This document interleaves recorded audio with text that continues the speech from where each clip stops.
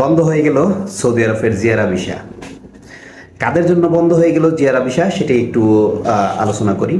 সেটা হলো আগে সকল পেশার লোকই তার ফ্যামিলিকে জিয়ারা ভিসায় নিতে পারতেন।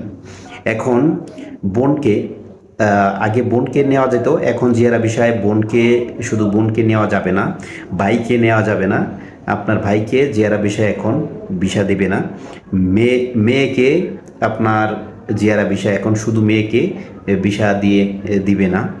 আপনার মেয়েকে নিতে পারবেন যদি আপনার ওয়াইফ সৌদি আরব থাকে, তাহলে একসাথে ভিসা প্রসেসিং করলে আপনার মেয়ের ভিসা দিবে।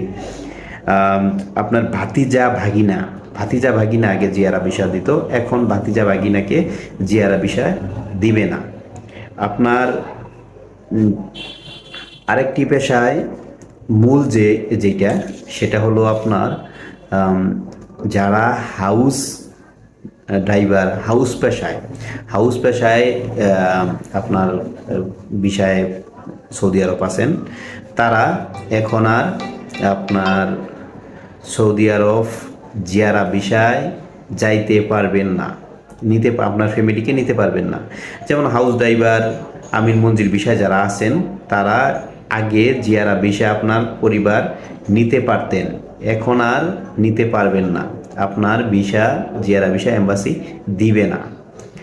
এটা অনেক দুঃখের বিষয়।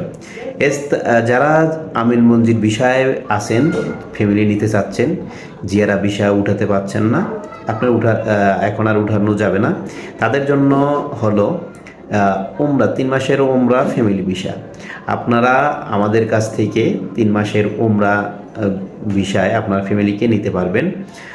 এছাড়াও যারা জিয়ারা ভিসা প্রসেসিং করতে চাচ্ছেন, উমরা ভিসা প্রসেসিং করতে চাচ্ছেন, তারা আমাদের সাথে শিকদার ট্রাভেলসের সাথে যোগাযোগ করতে পারেন। আসসালামু আলাইকুম।